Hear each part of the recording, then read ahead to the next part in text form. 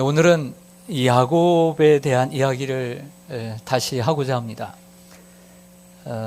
야곱에 대한 이야기를 통해서 하나님께서 우리에게 주시는 말씀을 오늘 듣고자 합니다.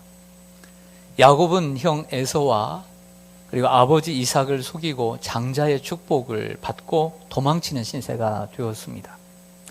형의 위협을 피해 어머니 리브가의 말씀을 따라 어머니의 고향 즉 하란 땅으로 도망치게 되었습니다.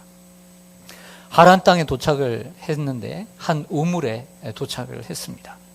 그 우물 입구는 큰 돌로 가려져 있었습니다. 막혀 있었습니다. 모든 양떼가, 즉 목자들이 많은데 모든 양떼가 오후 늦게 다 모이면 그때 이제 여러 사람들이 그 돌을 옮겨서 함께 물을 나눠서 먹는 것이 그들만의 규율이고 전통이었습니다. 몇몇 목동들이 이미 와 있었습니다. 자기들의 양떼들이 있었지만 자기들의 규율이 있었기 때문에 자기 양떼들에게 물을 먹이지 않고 기다리는 참이었습니다. 너희들이 혹시 라반을 아느냐라고 물었습니다. 안다고 대답을 했습니다. 마침 그때 라반의 둘째 딸인 라헬이 양떼를 몰고 오는 것이었습니다. 당신이 그 물은 그 라반의 둘째 딸이 그 양떼들을 몰고 온다라는 얘기를 합니다. 그런데 저 멀리서 오는 라헬의 모습을 보고 너무나 한눈에 넘어가 버렸습니다. 그리고 그 라헬에게 마음을 얻고자 사람들이 정해놓은 규율을 어깁니다. 먼저 와 있던 목동들에게 이렇게 이야기합니다. 우리 7절과 8절 보겠습니다. 창세기 29장 7절과 8절 보시면 야곱이 이르되 해가 아직 높은즉 낮이겠죠. 가축 모일 때가 아니니 양에게 물을 먹이고 가서 풀을 뜯게 하라. 그들이 이르되 우리가 그리하지 못하겠노라. 양떼가 다 모이고 목자들이 우물 아귀에서 돌을 옮겨야 우리가 양에게 물을 먹이느니라 하고 얘기를 합니다. 저를 보시죠. 야곱은 나그네입니다. 나그네임에도 불구하고 그 라헬을 한눈에 넘어간 그 끌린 그 여인의 마음을 얻고자 그들이 세워놓은 규율과 법칙과 전통을 어기고 있습니다. 그리고 먼저 와 있으면서 자기 양떼들이 어찌 물을 찾지 않겠습니까? 그러나 기다리고 있던 그들에게 얘기합니다. 우리끼리 먼저 이 우물의 입구를 열고 함께 너희들도 좋고 나도 좋고 함께 물을 마시우자 라고 얘기를 한 것입니다. 근데 뭐라고 얘기하냐면 우리가 그렇게 할 수 없다라고 얘기를 합니다. 묻겠습니다. 좀 더 진척을 나가서 교회는 야곱이 그 라헬의 양떼의 물을 먹였겠습니까? 안 먹였겠습니까? 잘 모르시군요. 거기까지 몰라요. 자, 그러면 이렇게 묻겠습니다. 나그네인 이 야곱이 그들의 규율을 어기고 그들을 꼬셔서 함께 물을 마시게 해야 되겠습니까? 아니면 그들의 규율을 지켜나가야 되겠습니까? 지켜나가야 되겠죠. 근데 결과는 어떻게 됐을까요? 야곱이 누굽니까? 야곱을 아직도 모르시네. 사람이 어디 변합니까? 사람이 어떻게 쉽게 변하던가요? 야곱 변하지 않았습니다. 그리고 그들의 규율과 법규를, 그들의 전통을 어기고 라헬에게 양떼의 물을 먹입니다. 그리고 라헬의 마음을 얻습니다.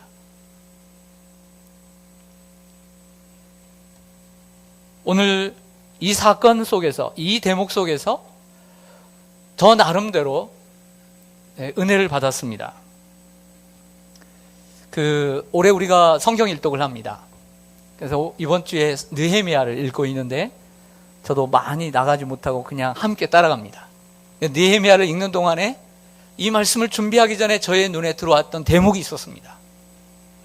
성경을 읽어야, 책을 읽어야 소스가 옵니다. 소스가 생기는 거죠. 아, 그렇구나. 이 말씀을 나중에 묵상하고 난 다음에 엊그저께 읽었던 그 말씀이 생각이 났습니다. 느헤미야가 이제 예루살렘에 총독으로 오지 않습니까? 그러니까 총독으로 오면서 이제 52일 만에 성벽을 지켜야 되는데, 그때 이런 얘기를 합니다. 우리 성경 화면을 좀 보시죠. 느헤미야 5장, 여러분들도 이번 주에 읽은 분이 계실 텐데 이런 내용입니다. 나보다 먼저 있었던 총독들은 백성에게서 양식과 포도주와 또 온 은 40세겔을 그들에게서 빼앗았고, 또한 그들의 종자들도 백성을 압제하였으나, 따라서 하겠습니다. 나는 하나님을 경외함으로 이같이 행하지 아니하고. 전 이 말씀이 들어왔거든요. 성경을 읽을 때. 그 전에 총독들은 자기들이 받을 것 다 받고 그 권력을 가지고 그 백성들의 것을 착취하고, 그리고 더 그 종들도 그렇게 행했다는 거야. 근데 마지막에 뭐라고 얘기하냐면 나는 하나님을 경외함으로 그렇게 행하지 아니하고 라고 기록해주고 있다는 거죠. 여기서 질문을 던집니다. 하나님을 경외함이란 무엇입니까? 우리가 하나님을 경외한다고 얘기합니다. 제가 한 달 동안 요나스를 주일 낮 강의했습니다. 4번을 강의했는데 4월 달에 2번째를 지나기 전에 그 첫 번째 니느웨로 가지 않고 다시스로 갈 때 잘못된 배를 탔는데 그 배 밑창에서 잠을 잘 때 하나님은 태풍을 불게 하셨습니다. 폭풍을 만나게 했습니다. 그들 나름대로 노력을 했지만 안 되니까 제비를 뽑습니다. 너 당신 누구냐? 라고 묻자 이렇게 얘기합니다. 요나스 1장에서 뭐라고 하냐면 나는 히브리 사람이요 바다와 육지를 지으신 하늘의 하나님을 경외하는 자로다. 이렇게 얘기해요. 하나님을 경외한다는 것이 무엇입니까? 하나님을 경외한다는 것이 그냥 믿음이 좋은 것일까요? 성경을 많이 아는 것일까요? 교회를 오래 다니고 직분을 받는 것일까요? 아니죠. 하나님을 경외함이란 그것을 지나서 세상의 규율을 지키는 것이죠. 하나님의 말씀을 지키는 것이죠. 남을 해롭게 하지 않는 것이죠. 세상 사람들도 하지 않는 짓을 나도 하지 않는 것이죠. 사람들은 저렇게 하지만 나는 하나님을 경외함으로 그렇게 하지 아니했던 느헤미야처럼, 예수님의 말씀처럼 그 열매로 그들을 알지라. 하나님을 경외함의 열매를 통해서 그 경외함의 그 본질을 알게 되는 것입니다. 전도서 12장 마지막 절에 보면 전도서 기자가 이렇게 얘기합니다. 일의 결국을 다 들었으니 하나님을 경외하고 그의 명령들을 지킬지어다. 이것이 모든 사람의 본분이니라 라고 하셨습니다. 사람의 본분이 하나님을 경외하는 것입니다. 그리고 그 명령을 지키는 것입니다. 여러분, 믿음이 좋은 것, 하나님을 경외하는 것이겠죠. 하지만 거기서 끝나서는 안 될 것입니다. 고넬료를 참 좋아합니다. 유대인도 아닙니다. 바리새인도 아니고 사두개인도 아니고 그는 이탈리아 사람입니다. 그런데 그 이탈리아 사람을 누가가 사도행전 10장에 뭐라고 기록하냐면 그 고넬료는 온 집안이 경건하여 온 집안이 하나님을 경외한다. 그래서 기도와 구제하는 일이 많다라고 얘기를 하고 있습니다. 여러분 모두, 또 여러분 가정 모두가 하나님을 경외하는 가정이 되기를 원합니다. 할렐루야. 다시 야곱으로 돌아오면, 야곱은 하나님의 가정에서 태어났지만, 믿음의 가정에서 태어났지만, 그리고 이런 고난을 많이 겪고 지금 도망을 치는 신세가 되었지만 그는 여전히 본질적으로 하나님을 경외하는 자가 아니다. 하나님을 경외하는 자가 아님을 증명해 보였습니다.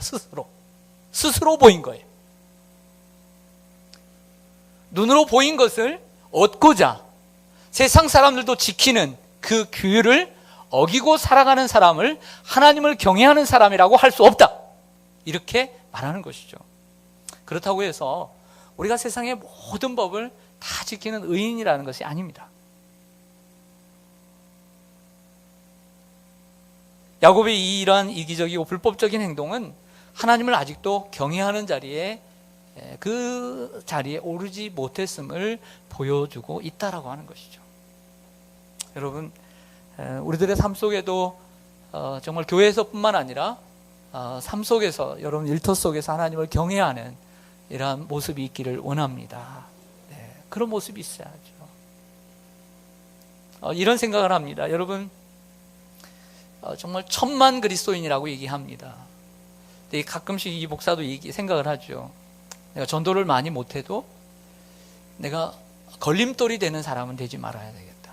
만약 우리 그리스도인 천만이 걸림돌만 되지 않았어도, 저는 걸림돌만 되지 않는다 하더라도 정말 교회가 사람들에게 칭송받는 교회가 된다라고 믿습니다. 할렐루야. 그렇지 않습니까? 왜 사람들이 교회를 안 나오니까? 왜 교회를 왜 부정적으로 생각합니까?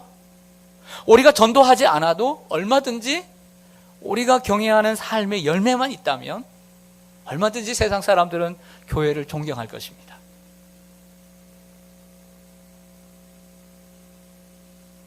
좀 더 가보겠습니다. 야곱은 전에 형에게 그리고 아버지에게 그랬던 것처럼 이번에도 트릭을 써서 자기가 원하는 것을 얻는 듯 보입니다. 갑작스럽게 라헬에게, 처자에게 입을 맞춥니다. 깜짝 놀란 라헬이 보자, 이렇게 뒷걸음을 하자 소리내어 야곱이 웁니다. 갑작스럽게 웬 남자가 우는 거예요. 아주 연기가 아주 능수능란합니다. 그러면서 자신이 바로 외사촌지간이라고 얘기를 합니다. 내가 바로 너희의 누구의 내가 아들이다, 이렇게 식으로 얘기를 했겠죠. 그러자 라헬은 그 소식을 듣고 아버지 라반에게 달려가 야곱의 소식을 전합니다. 외갓집에 도착한 야곱은 자기의 모든 일을 외삼촌이 라반에게 이야기를 합니다. 그리고 성경을 보면 그렇게 즐겁게 행복한 한 달의 시간을 보냈다고 얘기합니다. 그래서 한 달이 지나고 난 다음에 야곱의 마음에도 이렇게 사는 것도 미안하고, 또 라반이 어디입니까? 누굽니까? 그 라반의 마음속에는 조카라고 하는 것도 기쁘지만 한 남자, 한 일꾼, 한 장정이 왔다는 것에 대해서 큰 기쁨을 가지고 있었습니다.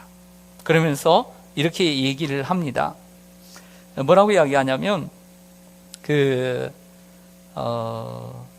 이 머리 좋은 라반은 계속해서 이렇게 보낼 수가 없으니까 품삯을 받고 나의 일을 해주는 것이 어떻겠느냐, 내가 품삯을 주겠다, 내 일을 해라, 이렇게 얘기를 하니까 야곱이 뭐라고 얘기를 하냐면, 그 라반에게는 두 딸이 있었지 않습니까? 큰 딸의 이름은 레아고 둘째 딸의 이름은 라헬입니다. 그래서 라헬을 먼저 만났잖아요. 지금 성경을 보니까 레아도 이쁘긴 하지만 동생인 라헬보다는 못한 거예요. 못했어요. 그리고 야곱은 이미 라헬에게 마음을 빼앗겼 상태입니다. 그러면서 이렇게 이야기를 합니다. 얘기하면서 흔쾌히 허락을 하고서 이렇게 이야기를 합니다. 뭐라고 하냐면 우리 성경을 좀 보시죠. 18절을 보겠습니다. 18절 보시면 야곱이 라헬을 더 사랑함으로 대답하되 내가 외삼촌의 작은 딸 라헬을 위하여 외삼촌에게 몇 년을 섬기리이다. 7년을 섬기리이다.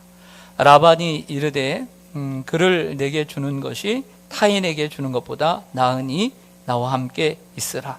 20절 같이 읽겠습니다. 시작. 야곱이 라헬을 위하여 하나님 가덕에 7년을 며칠같이 여겼더라. 아멘. 7년을 한 여인을 위해서 일을 해요. 너무 좀 크게 부르지 않았어요? 당시에는 결혼할 때는 지참금이 필요합니다. 이 여인을 키움값을 줘야 되니까 그런 풍습이 있었던 것 같아요. 그래서 7년을 한 여인을 위해서 일을 합니다. 얼마나 멋집니까? 멋지지 않아요? 여인의 입장에서 보면 멋지잖아요. 한 남자가 나를 위해 7년 동안의 그 젊음을 보낸다. 대단히 좋아 보이잖아요.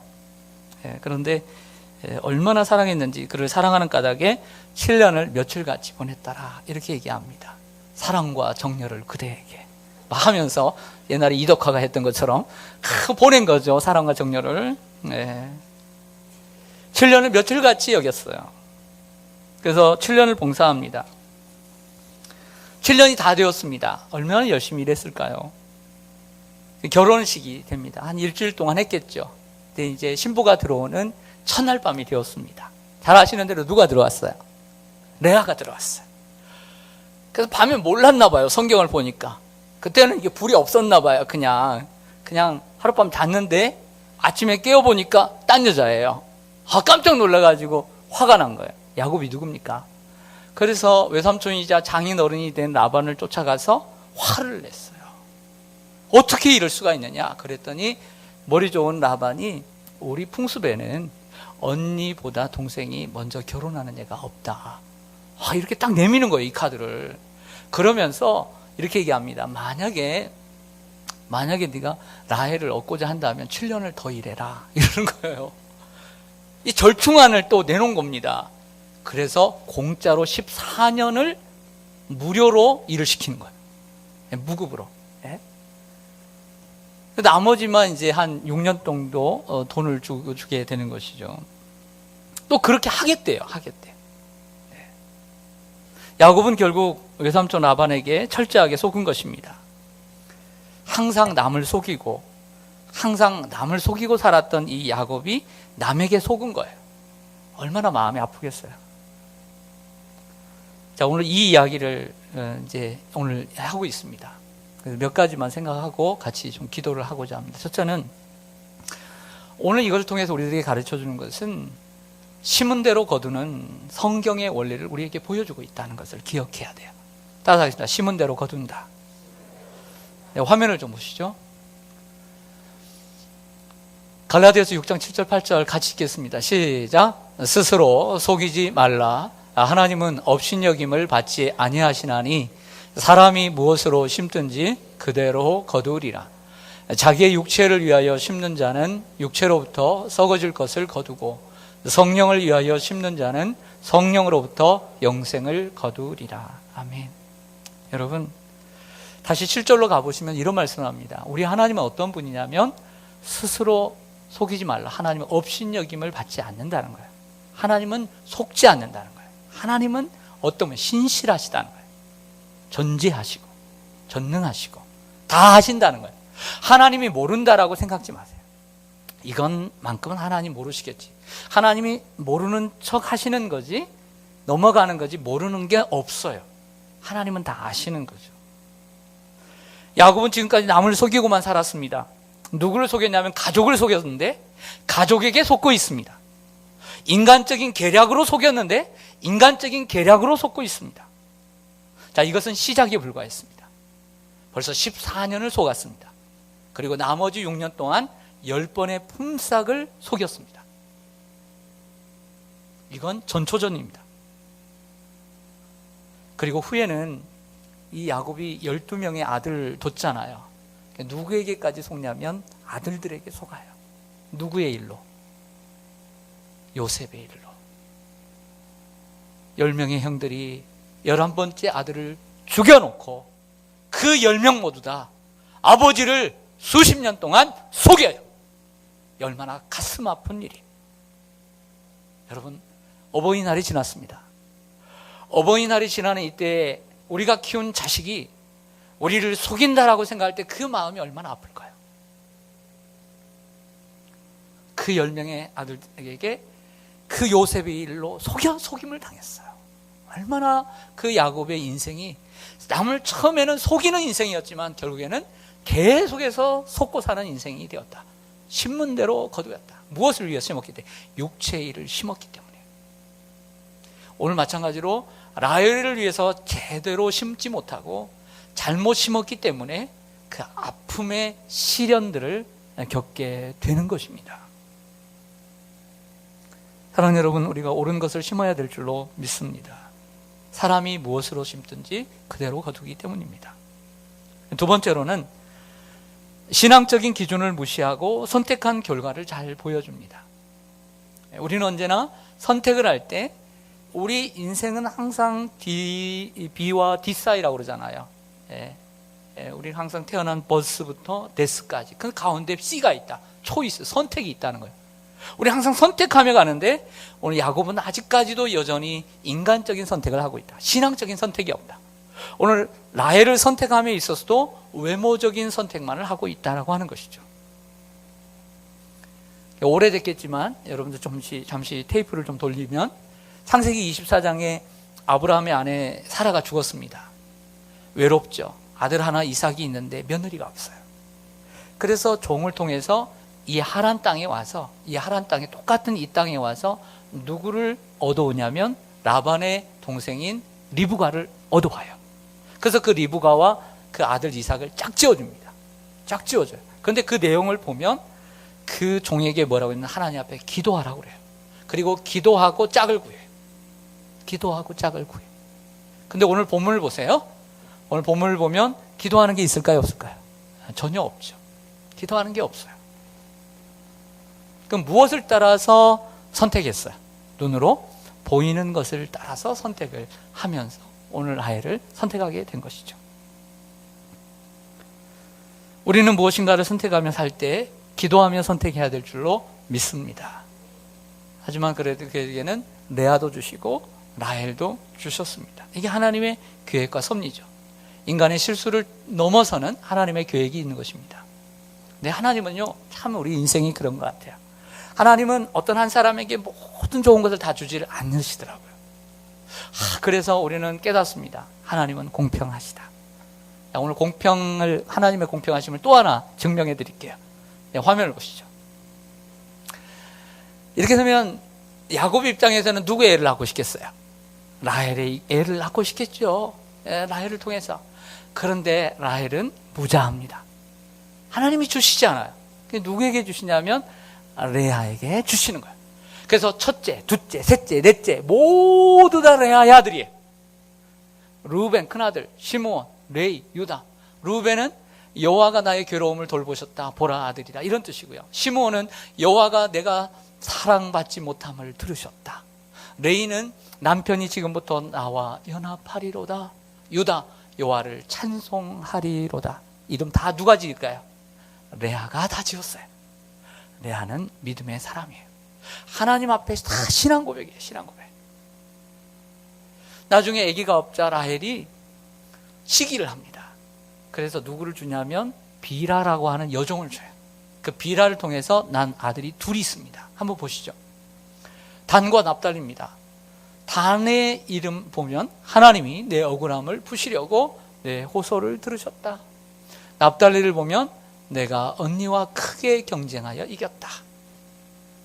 하나님이라고 하는 이름은 들어가 있지만 이 아이들의 이름을 또 누가 줬냐면 엄마인 라헬이 지어요. 보세요.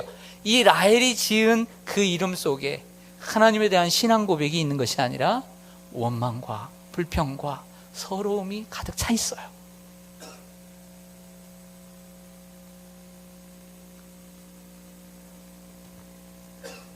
이런 측면에서 볼 때 레아가 훨씬 믿음이 좋았다고 볼 수밖에 없습니다. 잠언 31장 30절에 보면 현숙한 여인의 마지막을 보면 고운 것도 거짓되고 아름다운 것도 헛되나 오직 여호와를 경외하는 여자는 칭찬을 받을 것이라. 할렐루야. 고운 것도 나이가 가면, 아름다운 것도 나이가 가면 비카비카해요 그냥. 그런데 아무리 아름다워도 그 마음속에 진정 하나님을 경외하는 마음이 없으면 사귐이 되질 않아요. 연합이 되질 않아요.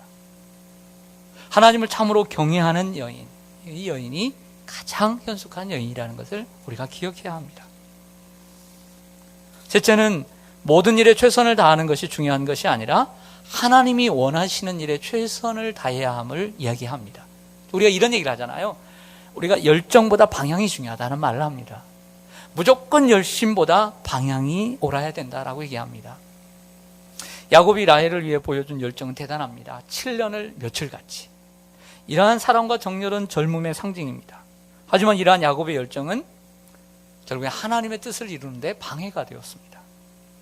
여러분, 모든 일에 열정을 갖고 최선을 다하는 것이 중요한 게 아니에요. 성경은 모든 일에 최선을 가지고, 모든 일에 열정을 가지고 최선을 다하라고 말하질 않아요. 바른 일에, 하나님이 원하시는 일에 최선을 다해야 돼요. 할렐루야. 여러분, 잘못된 일에, 하나님이 원하지 않는 일에 열심을 내고 최선을 다한 사람을 가리켜 사울이라고 얘기를 해요. 그런데 반대로 하나님이 원하시는 일에 최선을 다하고 열정을 가지고 일한 사람이 누구냐면 바울이라고 그래요. 바울. 어떤 삶을 살아야 될까요? 예수님을 만나기 전에 사울은 자신의 일에 정말 이것이 하나님의 일이라고 착각하고 열심히 했어요. 사울이었지만 그러니까 예수님을 바르게 만난 후에 정말 주님을 위해서 열심을 내는 바울이 되었던 것이죠. 여러분, 우리가 바울이 되기를 원합니다. 그 좋은 열정, 여러분들에게 그 열정적인 모습이 주님을 위한 열정이 되기를 원합니다. 그리고 무엇을 선택하든지 눈에 보이는 대로 선택하지 말고 하나님 앞에 기도하면서 나아가기를 원합니다. 여러분, 우리가 인간적으로 노력을 하다 보면 뭘 얻게 되냐면 레아를 얻게 되는 거예요. 지금 야곱은 누구를 얻기를 원했어요? 그렇죠. 우리 인생도 마찬가지예요. 사업도 마찬가지예요. 우리의 연애도 마찬가지예요. 나는 분명히 라헬을 원했고 라헬과 같은 무언가를 원했다라고 생각해 봅시다. 라헬을 원했다. 그런데 결국에는 그 인간적인 그 욕심에 그 라헬을 얻는 것이 아니라 레아를 얻을 때가 있다니까요. 그때 사람들은 어떻게 하냐면 야곱처럼 화를 내는 거예요. 우리 주위에 얼마나 많은지 몰라요. 이게 내 뜻대로 안 되죠. 안 됐을 때. 말씀을 마치겠습니다. 야곱이 사랑과 열정을 갖고 이런 것처럼 이런 생각을 합니다. 야곱이 라헬을 위해서 7년을 며칠같이 일한 것은 인간적인 노력이었지만, 잘못된 것이었지만, 우리가 주님을 위해서, 주님을 사랑하고 정말 주님을 위해서 7년을 며칠같이 일할 수 있다면 얼마나 좋을까. 이런 기도의 제목을, 기도의 소원을 갖게 됩니다. 할렐루야. 예. 우리 시온산교회 10년, 20년, 30년 이렇게 섬겨오시면서 우리 성도님들을 생각해 보았습니다. 7년이 아니라 그 배에 정말 며칠같이 섬겨오신 분들이 정말 많이 있습니다. 하지만 지나온 것도 중요하지만 더 중요한 것은 이제부터가 아닐까 생각합니다.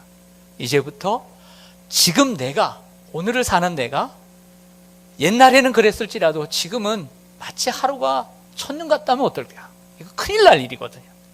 지금부터라도 하나님 사랑하는 마음으로 7년을 며칠같이 여기는 마음으로 주님을 사랑하고 주님께 섬기면 얼마나 좋을까? 이것이 오늘 기도의 제목이 되기를 원합니다. 기도하겠습니다.